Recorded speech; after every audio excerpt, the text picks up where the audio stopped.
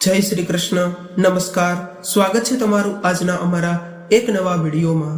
મિત્રો, આજના વિડીયોમાં આપણે જાણવાના છીએ કે સ્નાન કરતા પહેલા ચપટીભર મીઠાનો કરો આ રીતે ઉપયોગ. ઘરમાં ધન અને ખુશીઓ આવવા લાગશે. ખુદ માતા લક્ષ્મી તેમના બંને હાથો વડે તમને તેમના આશીર્વાદ આપશે. તે માટે તમારે સ્નાન કરતા પહેલા મીઠાનો આ ઉપાય જરૂર કરી લેવો જોઈએ.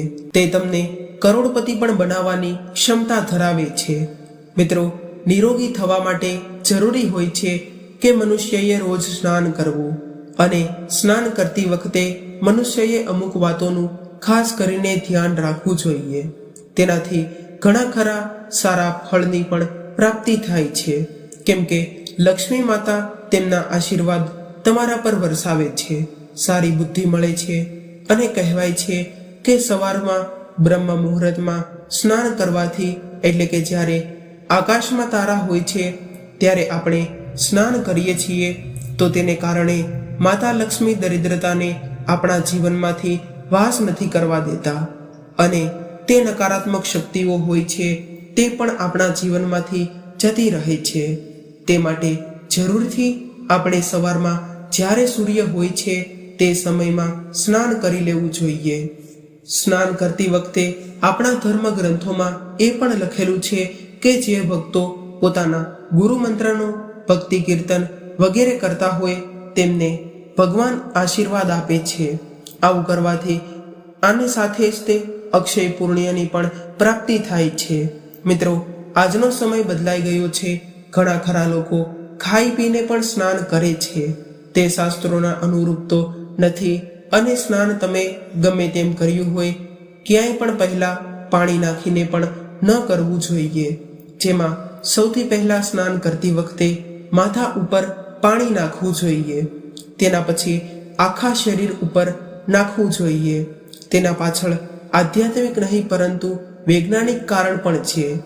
આવી રીતે નહાવાથી નકારાત્મકતા માથા અને શરીરના ઉપરના ભાગથી પગના મધ્યમાંથી નીકળી જાય છે. તેની સાથે જ આજે એ જણાવીશું કે સ્નાન કરવાની પાણીની ડોલમાં મીઠું કેવી રીતે નાખી શકો છો, અને આમ કરીને તમે ઘરની દરિદ્રતા કેવી રીતે ભગાડી શકો છો. મિત્રો, તો માહિતીને આગળ વધારતા પહેલા જે લોકો અમારી ચેનલ પર પહેલી વાર આવ્યા હોય તેઓ ચેનલને સબસ્ક્રાઇબ કરી લેજો, વિડીયોને લાઈક કરી દેજો, અને તમારા મિત્રો સાથે શેર કરી દેજો. જે લોકો કૃષ્ણ ભગવાનના ભક્ત હોય તેઓ તો કોમેન્ટ બોક્સમાં જય શ્રી કૃષ્ણ લખી દેજો. ચાલો માહિતીને આગળ વધારીએ. મિત્રો, મીઠું એક એવી વસ્તુ છે કે જે બધાના રસોડામાં હોય છે, અને તેના ઘણા બધા આધ્યાત્મિક અને જ્યોતિષી ફાયદા છે જે આપણા ઘરની સુખ સમૃદ્ધિ સાથે જોડાયેલા હોય છે. એટલા માટે મીઠું ખાલી ખાવા માટે નહીં, પરંતુ આવી બધી જગ્યાએ વાપરવાની રીત જણાવીશ. આપણા આયુષ્યને વધારે છે અને ઘટાડે પણ છે. ઘણા બધા ઉપાય હોય છે, પરંતુ કેટલાય ખાસ ઉપાયની જ ચર્ચા કરીશું. કેટલાય એવા ચમત્કારિક ઉપાયની જેને જાણીને કદાચ તમે પણ હેરાન થઈ જશો. મીઠું કેટલા પ્રકારનું હોય છે? સિંધવ મીઠું, સમુદ્ર મીઠું, કાળું મીઠું અને સાદું મીઠું. આમાંથી ગમે તે મીઠાનો થોડો પણ ઉપયોગ કરો, ફાયદો જ ફાયદો થાય છે. બની શકે કે તમને લાગે છે કે અંધવિશ્વાસ છે, પરંતુ તમને જણાવી દઉં કે જ્યોતિષમાં અને વાસ્તુશાસ્ત્રમાં ઘરની સુખ સમૃદ્ધિ અને ઘણી બધી સમસ્યાઓ માટે મીઠાથી જોડાયેલા ઉપાય જણાવવામાં આવેલા છે. કેટલીક વાર ખૂબ કઠોર મહેનત કરવા છતાં તમારું ભાગ્ય તમારો સાથ નથી આપતું, તો આ ઉપાયોથી તમારું કામ તો થઈ જ છે, તેની સાથે કુંડળીના દોષો પણ દૂર થાય છે. કેવી રીતે? તો ચાલો જાણીએ. મીઠાને ચંદ્ર અને શુક્રનો પ્રતિનિધિ માનવામાં આવે છે. કેટલીક જગ્યાએ રાહુનો પણ પ્રતીક માનવામાં આવે છે. એટલા માટે હંમેશા કાચના વાસણમાં મીઠું રાખવું જોઈએ. જો તમે સ્ટીલ કે લોખંડના વાસણમાં રાખો છો તો ચંદ્ર અને શનિનું મિલન થઈ જાય છે, જે ખૂબ જ ઘટક સિદ્ધ થાય છે અને રોગ અને શોકનું કારણ બને છે. તો તમારા ઘરે રોગ અને શોક છે, અને મીઠાને આવી રીતે સ્ટીલ કે લોખંડના વાસણમાં અથવા તો ડબ્બામાં રાખેલું છે તો તેને બદલી નાખવું જોઈએ અને અઠવાડિયામાં એકવાર ગુરુવારના દિવસને છોડીને પાણીમાં આખું મીઠું નાખીને તે પાણીથી પોતું મારવું જોઈએ. તેનાથી પણ ઘરમાંથી નકારાત્મક ઉર્જા હોય છે તે દૂર થાય છે, સકારાત્મક ઉર્જાનો પ્રવાહ બને છે. અને ઘરમાં આવી જ રીતે ધનનો પ્રવાહ બનાવી રાખવા માટે કાચના ગ્લાસમાં પાણીમાં મીઠું મેળવીને ઘરના નેતૃત્વ ખૂણામાં રાખી દો અને તેના પાછળ એક લાલ રંગનો બલ્બ લગાવી દો. અને જ્યારે પણ પાણી સુકાઈ જાય તો ગ્લાસને સાફ કરીને ફરીથી મીઠું નાખીને પાણી ભરીને ફરીથી ગ્લાસ મૂકી દો. આવું ના કરી શકો તો કંઈ વાંધો નથી.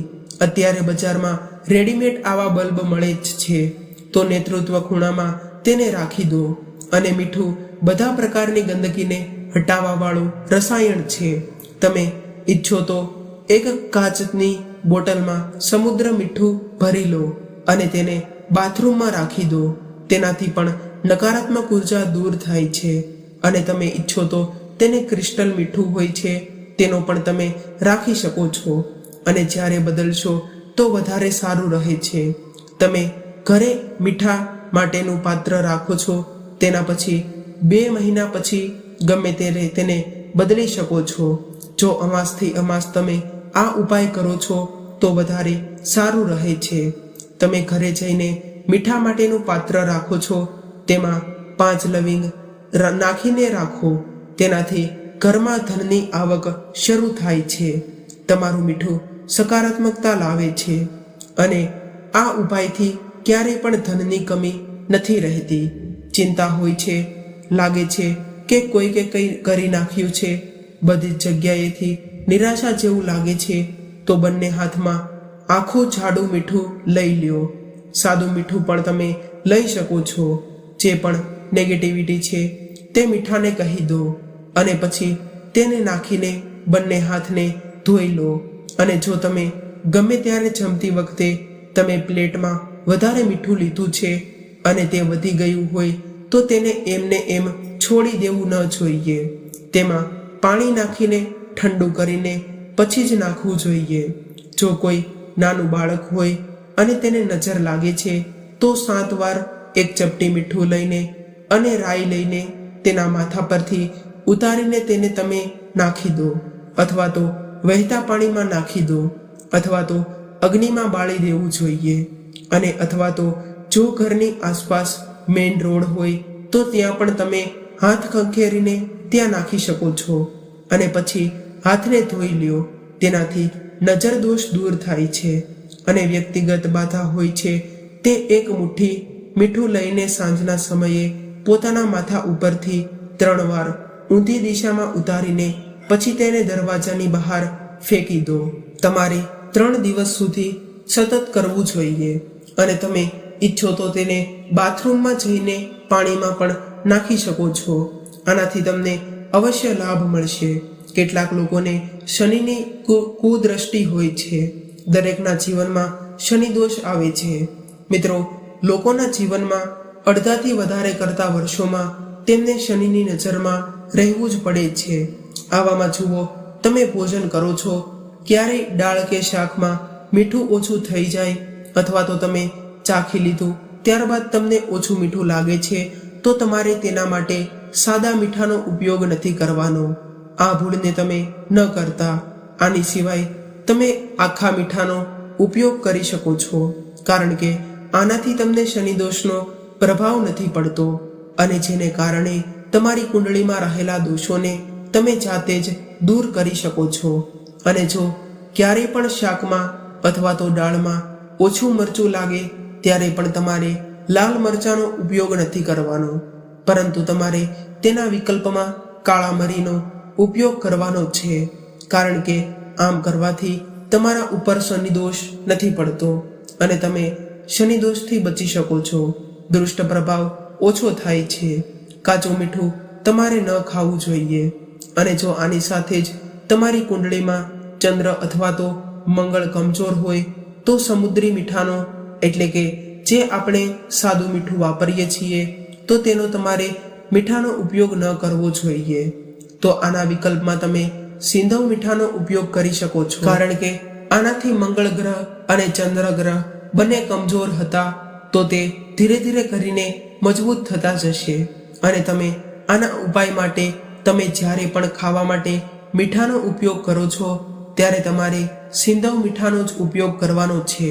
આનાથી તમારા કમજોર પડેલા ચંદ્ર અને મંગળ જે વધારે કમજોર નહીં થાય. અને આની સાથે જ તે સિંધવ મીઠાના ઉપયોગથી બ્લડ પ્રેશરની સમસ્યાથી પણ બચી શકાય છે. મિત્રો, જો તમારું મન હંમેશા ખૂબ જ અશાંત રહેતું હોય, ખૂબ જ ચિંતાગ્રસ્ત રહેતું હોય અને હંમેશા ટેન્શનમાં હોય, અથવા તો વારે વારે તણાવ આવ્યા કરતા હોય, સ્વાસ્થ્ય ખરાબ થતું હોય, તો મીઠા મેળવેલા જળથી સ્નાન કરવાથી તમારા મનની બેચેની પણ સાથે સાથે સમાપ્ત થઈ જાય છે. તે માટે તમારે જ્યારે પણ તમે સ્નાન કરવા જાઓ છો તેની પહેલા તમારે તે પાણીમાં થોડું 1 ચપટી જેટલું મીઠું નાખીને સ્નાન કરવાનું છે. અને જો પતિ પત્ની વચ્ચે અશાંતિ રહેતી હોય, વારાફરતી ઘરમાં લડાઈ ઝઘડાઓ થતા હોય, અથવા તો ધન સંબંધી સમસ્યાઓને કારણે ઘરમાં લડાઈ ઝઘડાઓ થતા હોય, તો તેના ઉપાય માટે તમે મીઠાનો ઉપયોગ કરી શકો છો. તમે સાદું મીઠું અથવા તો આખું મીઠું લઈ શકો છો. તે થોડું લેવાનું છે અને આખું મીઠું હોય તો તેનો તમારે 1 ટુકડો લેવાનો છે. તેને તમારે બેડરૂમમાં અથવા તો તમે જે રૂમમાં સૂવો છો તે રૂમમાં તમારે એક ખૂણામાં તેને રાખી દેવાનું છે. આમ કરવાથી તમારી તમામ સમસ્યાઓ સમાપ્ત થઈ જશે. પરંતુ આની સાથે જ તમારે તેને સમય સાથે બદલતું રહેવાનું છે. તેનાથી તમારા જીવનની તમામ નકારાત્મક ઉર્જા જે હતી તે દૂર થઈ જશે અને તમારા જીવનમાં સકારાત્મક ઉર્જાનો વાસ થવા લાગશે. દેવી દેવતાઓ તેમના આશીર્વાદ તમારા પર વરસાવતા રહે છે. તમારી તમામ મનોકામનાઓ પણ પૂર્ણ થશે. તે માટે તમારે માત્ર તમારા બેડરૂમના એક ખૂણામાં થોડું મીઠું રાખી દેવાનું છે અને ઘરમાં રહેલા રોગો પણ દૂર થઈ જશે. મિત્રો, ઘણા લોકો એમ વિચારતા હોય છે કે આ મીઠાના ટુકડાને કેટલા સમય પછી બદલવાનો છે. તો તેમને કહીએ કે આ મીઠાના ટુકડાને તમે 1 મહિના પછી બદલી શકો છો. દર 1 મહિને તમારે આ ટુકડાને બદલતો રહેવાનો છે. મિત્રો, જો તમે હંમેશા બીમાર રહો છો, બીમારીની પાછળનું કારણ તમને નથી મળી રહ્યું, અથવા તો તે બીમારી શાંત થવાનું નામ નથી લઈ રહી, તો તમારે તેના ઉપાય માટે પણ મીઠાનો જ ઉપયોગ કરવાનો છે. તો તમારે તેના ઉપયોગ માટે તમે જે રૂમમાં વધારે સમય રહો છો, અથવા તો તમે જે રૂમમાં સૂવો છો, તો તે રૂમમાં તમારે ખૂણામાં પહેલા તો 1 કટોરી લેવાની છે. તેમાં તમારે સિંધવ મીઠું લેવાનું છે. ત્યારબાદ તે તમારે થોડું નાખવાનું છે. ત્યારબાદ તમારે તેને રૂમના એક ખૂણામાં રાખી દેવાનું છે. તેનાથી તમને સ્વાસ્થ્ય સંબંધી સમસ્યાઓ જે હોય છે તે દૂર થઈ જશે અને તમારું સ્વાસ્થ્ય સારું રહે છે. અને જો તમને વારાફરતી રોગ થતા હોય તો તેથી બચવા માટે તમારે સાદા મીઠાના ઉપયોગને ટાળવું જોઈએ, કારણ કે સાદું મીઠું કરતાં સિંધવ મીઠું વધારે લાભદાયી બને. તે માટે તમારે સિંધવ મીઠાનો ઉપયોગ કરવો જોઈએ. અથવા તો તમને સિંધવ મીઠું પસંદ ન હોય તો તમે તેના અથવામાં એટલે કે વિકલ્પમાં તમે કાળા મીઠાનો પણ ઉપયોગ કરી શકો છો. કાળું મીઠું પણ આપણા સ્વાસ્થ્ય માટે સારું માનવામાં આવે છે અને આપણા જે રોગો હોય છે તેને પણ તે નિયંત્રણમાં રાખવાનું ખૂબ જ મદદ કરે છે. મિત્રો, આની સાથે જ આપણા દિવસનું સૌથી જરૂરી કામ હોય છે તે છે સ્નાન કરવાનું. તે આપણા સ્વાસ્થ્ય માટે ખૂબ જ ઉપયોગી હોય છે. મિત્રો, 4 પ્રકારના સ્નાન હોય છે: બ્રહ્મ સ્નાન, દેવ સ્નાન, દાનવ સ્નાન, યોગી સ્નાન.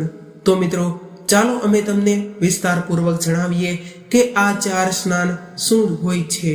પહેલા તો બ્રહ્મ સ્નાન શું હોય છે?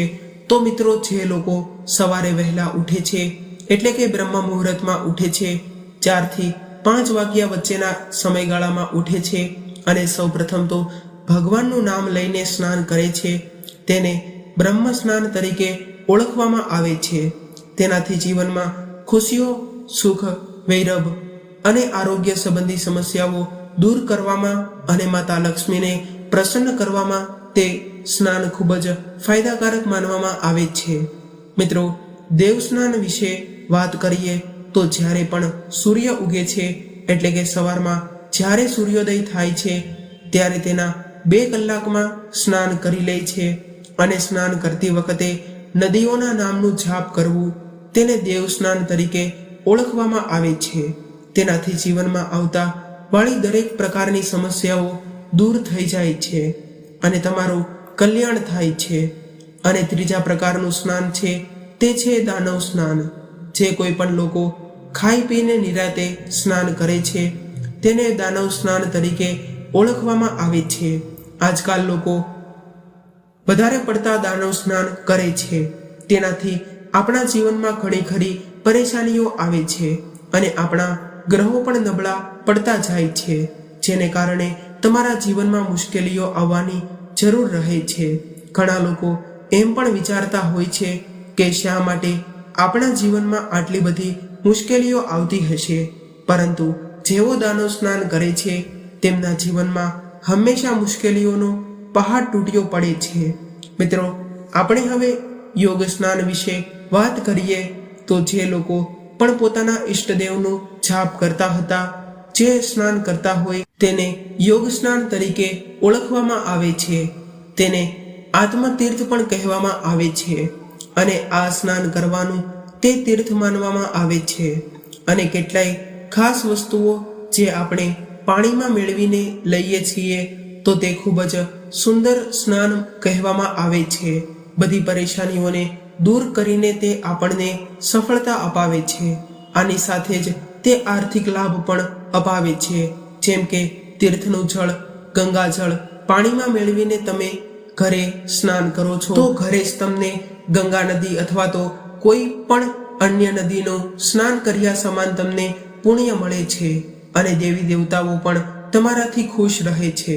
અને તમે ધ્યાન રાખો કે આ સ્નાન કરતા દરમિયાન તમારે કોઈ પણ મંત્રનો જાપ જરૂરથી કરવો જોઈએ. મિત્રો, તમે દરરોજ સ્નાન કરવાના જળમાં તમે ઈચ્છો તો થોડા એવા એટલે કે 1 ચપટી કાળા તલનો ઉપયોગ પણ કરી શકો છો. તમે તેમાં પાણીમાં કાળા તલનો ઉપયોગ કરીને પણ તમે તેનાથી સ્નાન કરી શકો છો. તેનાથી વ્યક્તિનું ભાગ્ય પ્રબળ થાય છે. પોતાના જીવનની તમામ દરિદ્રતાઓને દૂર થઈ જાય છે. રાત્રે જળમાં ગંગાજળ ભેળવી લો અને સવારે આ જળથી સ્નાન કરો અને આની સાથે જ કાળા તલને શરીર પર રગડવા જોઈએ. અને ઈચ્છો તો તમે પાણીમાં થોડી એલાયચી અને આની સાથે જ કેસર મેળવીને સ્નાન કરવાથી તમારો ખરાબ સમય ગમે તેટલો ખરાબ હોય તો તે પણ દૂર થઈ જાય છે અને માતા લક્ષ્મી તમારા જીવનમાં આવે છે. તેમના બંને હાથો વડે તમારે ઉપર ધન સંબંધિત તમામ સમસ્યાઓને દૂર કરવામાં ખૂબ જ મદદ કરે છે અને આની સાથે જ તમારા આજુબાજુમાં રહેલી નકારાત્મક ઉર્જા પણ દૂર રહે છે. જીવનમાં પોઝિટિવિટીનો વાસ થાય છે અને આની સાથે તે પાણીમાં 1 ચમચી દૂધ મેળવીને સ્નાન કરવાથી પણ ઘણો ફાયદો થાય છે. ખાસ કરીને જેને નિરોગી શરીર જોતું હોય તે લોકોએ તો પોતાના નહાવાના પાણીમાં 1 ચમચી અથવા તો 2 થી 3 ચમચી દૂધ મેળવીને સ્નાન કરવું જોઈએ. આનાથી તેમને નિરોગી થવામાં ખૂબ જ મદદ કરે છે. તેની સાથે તેનાથી આયુષ્ય પણ લાંબુ થાય છે અને શારીરિક અને બળ અને તમને મળે છે. આની સાથે જ પંચામૃત સ્નાન ખૂબ જ સારું હોય છે અને આનાથી આસપાસની જે કંઈ પણ નકારાત્મક ઉર્જા હોય છે તે પણ સમાપ્ત થઈ જાય છે. ખાસ વસ્તુ એ હોય છે કે જ્યારે ધન માટે, નોકરી માટે, ઇન્ટરવ્યૂ માટે કે વ્યવસાય માટે જરૂરી હોય તો તમારે 1 ચપટી સ્નાનના પાણીમાં હળદર નાખીને સ્નાન કરવું જોઈએ. આવું કરવાથી ગુરુ ગ્રહના દોષ પણ દૂર થાય છે અને તેનાથી તમારી ત્વચાને પણ લાભ મળે છે. ગુલાબજળ, ચંદન આવી વગેરે વસ્તુઓ મેળવો છો તો તમારી આર્થિક તંગી દૂર થાય છે અને માતા લક્ષ્મી તેમના આશીર્વાદ તમને આપે છે અને ઘરમાં હંમેશા માતા લક્ષ્મી નિવાસનો થતો હોય છે. ખાસ કરીને રાત્રે સૂતી વખતે પાણીમાં 1 ચપટી ચંદન મેળવીને ત્યારબાદ સવારે તમે બ્રહ્મ મુહૂર્તમાં ઉઠો છો એટલે કે બ્રહ્મ મુહૂર્તમાં તમે જાગો છો ત્યારે તમારે સૌપ્રથમ તો તે થોડું પાણી લેવાનું છે, જેમાં તમે ચંદન ભેળવેલું હોય છે. તે થોડા પાણીને તમારે જ્યારે પણ તમે સ્નાન કરવા જાઓ છો તો તે પાણીમાં તમારે ભેળવી દેવાનું છે. આમ કરવાથી તમારી જે કંઈ પણ સમસ્યાઓ હોય છે તે દૂર થઈ જાય છે અને આની સાથે જ પવિત્રતા પણ વધે છે અને તમારી ત્વચા માટે પણ ફાયદો થાય છે.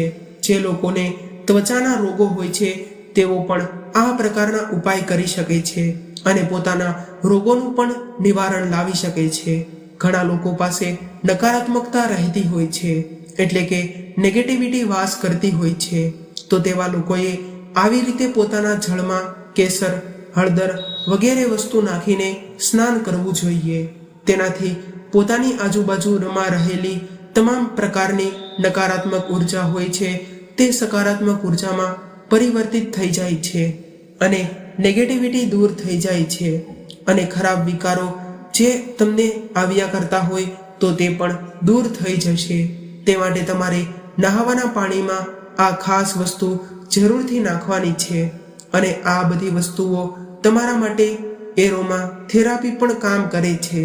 તમે જે ઈચ્છો તો પાણીમાં 2-3 કપૂરની ગોટી પણ મેળવી શકો છો. તેને કારણે તમને લાંબુ આયુષ્ય પ્રાપ્ત થાય છે અને જે કોઈ પણ તમારા શરીરમાં રોગો હોય છે તેનું પણ તમે નિદાન કરવા માટે ખૂબ જ મદદ કરે છે.